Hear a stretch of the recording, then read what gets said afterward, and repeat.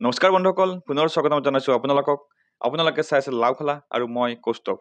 এই বছৰৰ শেষৰ ফালে বিহাৰ ৰাজ্যৰ বিধানসভাৰ ইলেকশ্যন হ'বলৈ গৈ আছে আৰু নতুন মুখ্যমন্ত্ৰী কোন হ'ব সেইটো এই ইলেকশ্যনৰ মাজেৰে নিৰ্ণয় কৰা হ'ব। আনহাতে আপোনালোকে সকলোৱে জানে যে উত্তৰ প্ৰদেশৰ লগতে বিহাৰ ৰাজ্যখনো পলিটিকেলি খুবেই বেছি চেঞ্চিটিভ আৰু গোটেই দেশৰ নজৰ বিহাৰৰ ইলেকশ্যনৰ ওপৰত থাকে। ইফালে বিহাৰৰ ইলেকশ্যনৰ অধিসূচনা জাৰি কৰাৰ মাত্ৰ কেইমাহমান থাকোঁতেই বিহাৰক লৈ গোটেই দেশত ডাঙৰ কণ্ট্ৰভাৰ্চি দেখিবলৈ পোৱা গৈছে। মেইনলি ইণ্ডিয়া ব্লকে বিহাৰৰ ইলেকশ্যন কমিশ্যনাৰৰ ওপৰত এটা ডাঙৰ অভিযোগ আনিছে। বিহাৰত RJD আৰু কংগ্ৰেছ পাৰ্টীয়ে লগ হৈ ইলেকশ্যন খেলি আছে আৰু তেওঁলোকে ইণ্ডিয়া ব্লকৰ হৈ অভিযোগ আনিছে যে বিহাৰ ইলেকশ্যন কমিশ্যনাৰে বিহাৰত এক প্ৰকাৰ ভোটবন্দী কৰি আছে।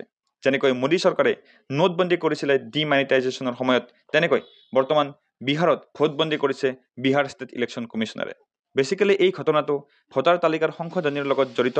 গতিকে আমি আজি এই টপিকটোৰ ওপৰত আলোচনা কৰিম যে আচলতে বিহাৰত কি হৈ আছে।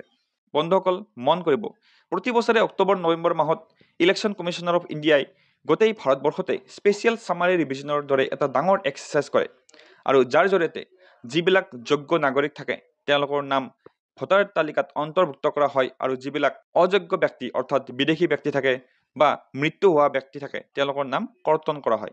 আৰু এই স্পেচিয়েল ছামাৰী ৰিভিজনক SSR বুলি জনা যায়। আৰু এই SSRৰ দৰেই SIRও এটা ভোটাৰ তালিকা সংশোধনী কৰাৰে এটা প্ৰচেছ, বেলেগ একো নহয়। আৰু এই SIRক কোৱা হয় স্পেচিয়েল ইণ্টেনচিভ ৰিভিজন।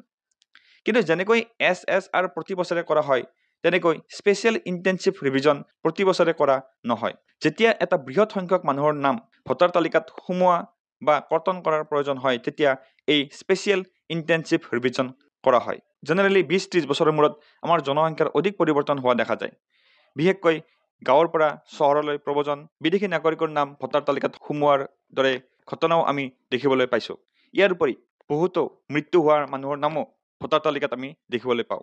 ইয়াৰ উপৰি কিছুমান মানুহৰ নাম দুবাৰকৈও ভোটাৰ তালিকাত উঠা আমি দেখিবলৈ পাইছোঁ। গতিকে এই সকলোবিলাক শুধৰণি কৰাৰ বাবে ECI অৰ্থাৎ ইলেকশ্যন কমিশ্যনাৰ অফ ইণ্ডিয়াই 20 বছৰ বা 30 বছৰ অৰ্থাৎ এটা ডাঙৰ গেপৰ মূৰত এই স্পেচিয়েল ইণ্টেনচিভ ৰিভিজন কৰা দেখিবলৈ পোৱা যায়।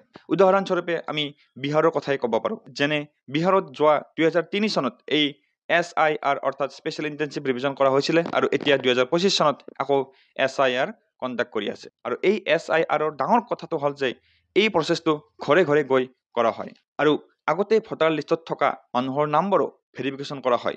আৰু এই হাউচ টু হাউচ ভেৰিফিকেশ্যনত যদি সঠিক নথিপত্ৰ দেখুৱাব নোৱাৰে তেনেহ'লে আপোনাৰ নাম কৰ্তন হোৱাটো খাটাং।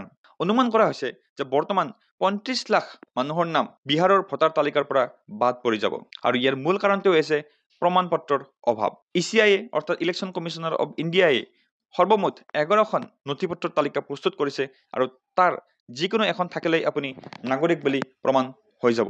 কিন্তু আচৰিত কথাটো হ'ল যে এই 11খন নথিৰ তালিকাৰ ভিতৰত আমাৰ সকলোৰে হাতত থকা সহজলভ্য নথিখনেই নাই, অৰ্থাৎ সেইখনে হৈছে আধাৰ কাৰ্ড। আৰু আপুনি বিশ্বাস কৰিবলৈ টান পাব যে এই তালিকাখনত ভোটাৰ ID কাৰ্ডখনো অন্তৰ্ভুক্ত নহয়, যিটো লৈ সৰ্বভাৰততে চৰ্চাৰ বিষয় হৈ পৰিছে।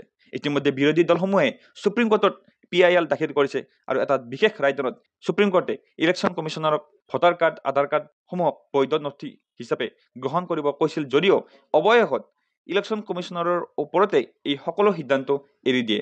অৰ্থাৎ এতিয়া ইলেকশ্যন কমিশ্যনাৰে নিবিচাৰিলে ভোটাৰ কাৰ্ড আধাৰ কাৰ্ড গ্ৰহণ নকৰিব পাৰে। অৰ্থাৎ আপোনাৰ হাতত ভোটাৰ ID আধাৰ কাৰ্ড থকাৰ পিছতো আপুনি নাগৰিকত্ব হেৰুৱাব পাৰে আৰু আপোনাৰ নাম ভোটাৰ লিষ্টৰ পৰা কৰ্তন হ'ব পাৰে। গতিকে বন্ধুসকল আপোনালোকে কি বিচাৰে? অসমতো এনেকুৱা এখন ভোটাৰ তালিকা প্ৰস্তুত হ'ব লাগেনে? অসমতো SIR দৰে এনেকুৱা এটা ডাঙৰ স্পেচিয়েল ইণ্টেনচিভ ৰিভিজন হোৱাটো আপুনি বিচাৰেনে? আপোনালোকৰ মন্তব্য কমেণ্ট কৰিবলৈ নাপাহৰিব। গতিকে আজিলৈ ভিডিঅ'টো ইমানেই আছিল। ধন্যবাদ।